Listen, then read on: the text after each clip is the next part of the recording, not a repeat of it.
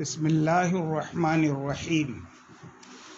میں مجاہد حسین رضوی، استاذ دارالعلوم غریب نواز الہ آباد، درجہ رابعہ کے متعلمین سے مخاطب ہوں اور شرح جامی بحث اسم کا درس دینے جا رہا ہوں۔ آج جو عبارت آپ کو پڑھنی ہے کلمے کی تعریف میں، اور وہ آخری لفظ ہے کلمے کی تعریف کا، وہ کیا ہے؟ مفرد۔ وَهُوَ إِمَّا مَجْرُورٌ عَلَىٰ أَنَّهُ صِفَةٌ لِمَعْنًى وَمَعْنَاهُ حِينَئِذٍ مَا لَا يَدُلُّ جُزْءُ لَفْظِهِ عَلَىٰ جُزْئِهِ وَفِيهِ أَنَّهُ يُوهِمُ أَنَّ اللَّفْظَ مَوْضُوعٌ لِلْمَعْنَى الْمُتَّصِفِ بِالْإِفْرَادِ وَالتَّرْكِيبِ قَبْلَ الْوَضْعِ وَلَيْسَ الْأَمْرُ كَذَلِكَ فَإِنَّ اتصاف الْمَعْنَى بِالْإِفْرَادِ وَالتَّرْكِيبِ إِنَّمَا هُوَ بَعْدَ الْوَضْعِ فَيَنبَغِي أَنْ يُرْتَكَبَ فِيهِ تَجَوُّزٌ كما يرتكب في مثل من قتل قتيلا فله سلبه أو مرفوع على أنه صفة لللفظ ومعناه حينئذ ما لا يدل جزءه على جزء معناه ولا بد حينئذ من بيان نكتة في إيراد أحد الوصفين جملة فعلية والآخر مفردا وكأن النكتة فيه التنبيه على تقدم الوضع على الإفراد حيث أتى به بصيغة الماضي بخلاف الإفراد، وأما نسبه وإن لم يساعده رسم الخط فعلى أنه حال من المستكن في ودع أو من المعنى فإنه مفعول به بواسطة اللام، ووجه صحته أن الودع وإن كان مقدما على الإفراد بحسب الذات لكنه مقارن له بحسب الزمان، وهذا القدر كاف لصحة الحالية وقيد الإفراد لإخراج المركبات مطلقا سواء كانت كلامية أو غير كلامية، فيخرج به عن حد الكلمة مثل الرجل وقائمة وبصري وأمثالها مما يدل جزء لفظه منه على جزء المعنى لكنه يعد لشدة الامتزاج لفظة واحدة وعورب بإعراب واحد، وبقي مثل عبد الله علما داخلا فيه مع أنه معرب بإعرابين، ولا يخفى على الفطن العارف بالغرض من علم النحو أنه لو كان الأمر بالعكس لكان أنسب۔ اب آپ تشریح سماعت فرمائیں۔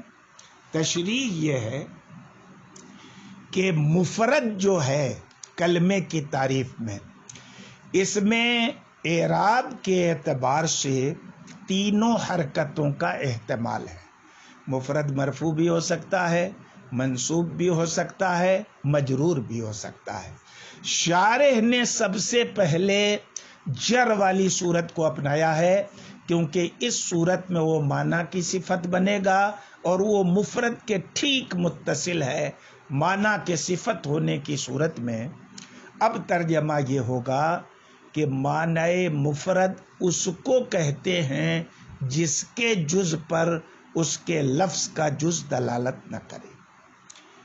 اب سوال یہ پیدا ہوتا ہے کہ جب آپ مفرد کو معنی کی صفت بنا دیں گے تو کیا ترجمہ ہوگا؟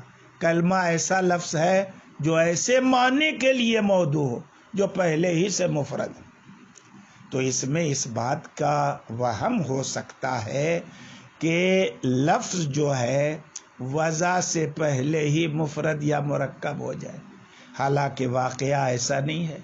لفظ کی کسی معنی کے لیے پہلے وضع ہوتی ہے، پھر یہ دیکھا جاتا ہے کہ لفظ کا جز معنی کے جز پہ دلالت کر رہا ہے کہ نہیں کر رہا ہے. اگر کر رہا ہے تو مرکب اور نہیں کر رہا ہے تو مفرد. تو وضع پہلے افراد بعد میں، اور اس ترکیب سے پتہ چلتا ہے کہ معنی پہلے ہی سے مفرد افراد سے متصف ہے.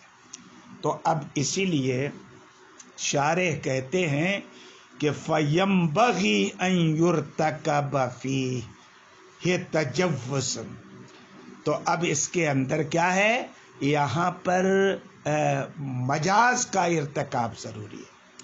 یعنی کوئی چیز کسی صفت سے آئندہ جو متصف ہونے والی ہے نا، اس کو پہلے ہی سے متصف بتا دیا. تو اسی طرح سے وضع کے بعد معنی کا اتصاف افراد یا ترکیب کے ساتھ تو ہونا ہی تھا، مفرد یا مرکب ہوگا ہی، اس لیے وضع سے پہلے ہی اس کو متصف کر دیا. اس کی نظیر حضور اکرم صلی اللہ علیہ وسلم کی حدیث ہے کہ من قتل قتیلاً، جو کسی قتیل کو قتل کرے. تو قتیل تو اسے کہتے ہیں جسے قتل کر دیا گیا ہو، اور جسے قتل کر دیا گیا تو اسے کیا قتل کیا جائے گا. تو یہاں مطلب یہی ہے کہ قتل کے بعد جو قتیل ہونے والا تھا اس کو ایڈوانس قتیل کہہ دیا گیا. ویسے ہی جو لفظ وضع کے بعد مفرد ہونے والا تھا اس کو ایڈوانس مفرد کر دیا. یہ ایک احتمال رہا. دوسرا احتمال یہ ہے کہ لفظ مفرد اس بنیاد پر مرفوع ہو کہ لفظ کی صفت ہے، تو اب مفرد پر رفع پڑھا جائے گا، لفظ کی صفت بنے گا. اب ایسی صورت میں لفظ مفرد اسے کہیں گے جس لفظ کا جز معنی کے جز پر دلالت نہ کرے، یہ معنی ہوگا.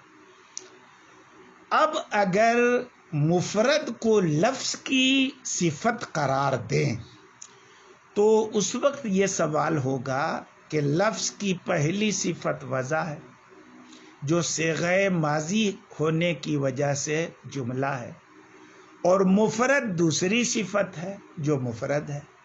تو دونوں صفتوں میں تغیر کیوں ہے؟ ایک صفت جملہ اور دوسری صفت مفرد. اب شارح نے یقینی طور پر کوئی بات نہ کہہ کے یہ کہا ہے گویا کہ اس میں نکتہ یہ ہے، یعنی ایک صفت کو جملہ فعلیہ لانے میں، دوسری صفت کو مفرد لانے میں نکتہ یہ ہے کہ سامع کو، ناظر کو اس بات پر تنبیہ ہو جائے کہ لفظ کی وضع معنی کے لیے پہلے ہوتی ہے. جیسا کہ وضع ماضی مجہول سے سمجھا جاتا ہے پہلے ہو چکا، اور لفظ کا مفرد یا مرکب ہونا بعد وضع ہوتا ہے. یہ دوسرا احتمال ہوا. کہتے اما نصب، رہ گیا اس کا منصوب ہونا. لفظ مفرد میں تیسرا احتمال نصب کا ہے، اس کو بیان کر رہے ہیں. بیان کرنے سے پہلے کہتے ہیں کہ رسم الخط اس کی موافقت نہیں کرتا، کیونکہ رسم الخط یہ ہے کہ اگر منصوب پڑھنا ہے تو دال دو زبر دن نہیں ہوگا، دال الف دو زبر دن ہوگا. اس کا جواب یہ ہے کہ دیکھیے یہ متقدمین کا رسم الخط ہے، متاخرین کے نزدیک الف کی کوئی ضرورت نہیں ہے. اور دوسرا جواب یہ ہے کہ جب کہیں پر منصوب ہونا طے ہو تو الف لکھ دیا جاتا ہے، اور جب منصوب ہونا طے نہ ہو بلکہ مرفوع اور مجرور ہونے کا بھی احتمال ہو تو لکھا نہیں جاتا تاکہ تینوں احتمال برابر رہے. بہرحال مفرد کے منصوب ہونے کی وجہ ہے کہ یہ حال ہے. حال کس سے ہے؟ یا تو وضع کی ضمیر سے ہو یا معنی سے ہو. ان دونوں صورتوں میں ایک اعتراض پڑے گا. کہ اعتراض کیا پڑے گا؟ کہ حال یا تو فاعل سے ہوتا ہے یا مفعول سے ہوتا ہے، اور وضع میں جو ضمیر ہے وہ فاعل ہے نہ مفعول ہے بلکہ نائب فاعل ہے. اسی طرح سے معنی نہ ترکیب میں فاعل ہے اور نہ مفعول ہے، تو پھر حال کیسے بن گیا مفرد؟ اس کا جواب یہ ہے کہ نائب فاعل بھی حکماً فاعل ہوتا ہے، اور صاحب مفصل کے نزدیک تو نائب فاعل حقیقتاً فاعل ہوتا ہے۔ اور اسی طرح سے جو معنی کا لفظ ہے وہ بھی بواسطہ حرف جار یعنی لام کے واسطے سے مفعول بہ ہی ہے، یعنی مجرور نہیں ہے، دیکھنے میں مجرور ہے، حقیقتاً وہ لام کے واسطے سے مفعول بہ ہی ہے، تو اب حال بننا صحیح ہو گیا۔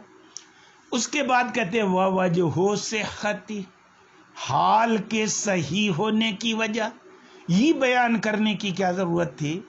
یہ دراصل یہاں پر وارد ہونے والے ایک اعتراض کا جواب ہے کہ اگر آپ وضیع کی ضمیر سے مفردن کو حال مانیں گے تو ایسا کرنا صحیح نہیں ہوگا، اس لیے کہ جب آپ مفردن کو وضیع کی ضمیر سے حال قرار دیں گے تو حال اور عامل حال کا زمانہ ایک نہیں ہوگا۔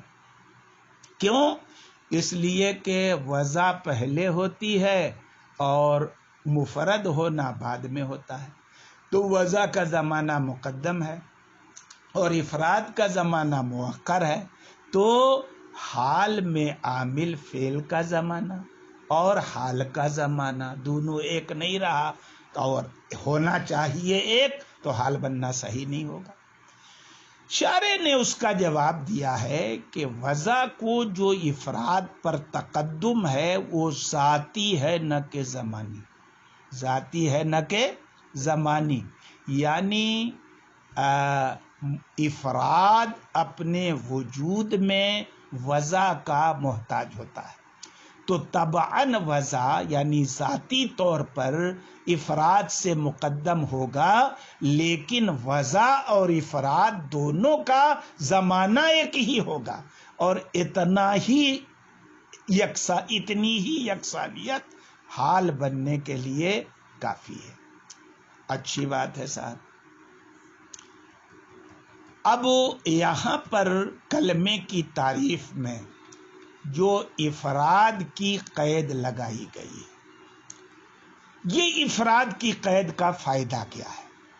اس کا فائدہ بیان کرتے ہیں کہ افراد کی قید یہ مطلقاً مرکبات کو نکالنے کے لیے کہ کلمہ وہ ہوتا ہے جو مفرد ہو، تو اب سارے مرکبات نکل جائیں گے، خواہ مرکبات کلامیہ ہوں جیسے زید قائم ضرب زید، یا غیر کلامیہ ہوں جیسے غلام زید رجل عالم، یہ سارے مرکبات کلمے کی طرح تعریف سے خارج ہو گئے، اور جیسے یہ خارج ہو گئے اسی طرح سے الرجل قائمۃ بصری یہ بھی خارج ہو گئے، یعنی ایسے سارے اسما جو دیکھنے میں ایک ہیں لیکن معنوی اعتبار سے وہ دو ہیں، یہ سب خارج ہو جائیں گے، کیونکہ الرجل میں الف لام کی الگ دلالت ہے، رجل کی الگ دلالت ہے، قائمتن میں قائم کی الگ دلالت ہے، تا کی الگ دلالت ہے،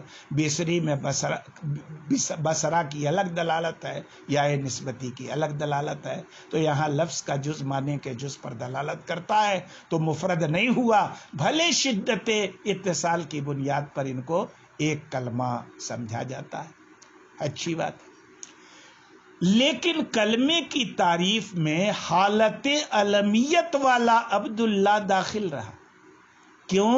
کیونکہ عبداللہ میں دیکھنے میں بھلے دو لفظ ہے لیکن اس کے لفظ کا جز علم ہونے کی صورت میں معنی کے جز پر دلالت نہیں کرتا، کیونکہ عبداللہ پورا کا پورا ذات عبداللہ پہ دلالت کرتا ہے کہ نہیں؟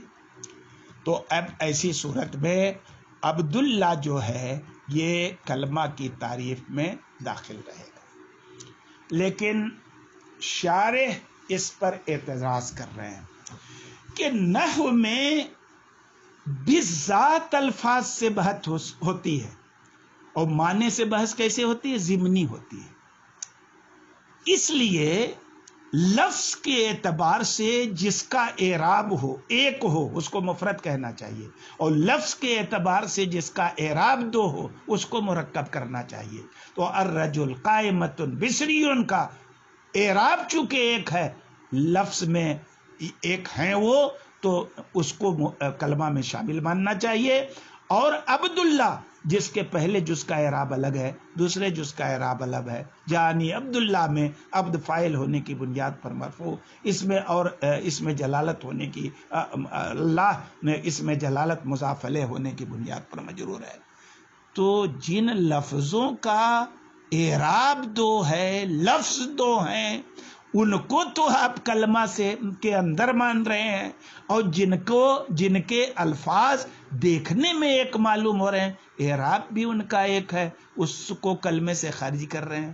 تو اگر الٹا کرتے، الرجل قائمۃ بصری کو کلمہ میں داخل رکھتے اور حالت علمیت میں بھی عبداللہ کو کلمہ سے باہر رکھتے تو یہ زیادہ بہتر ہوتا۔ بس آج کے سبق میں اتنا ہی۔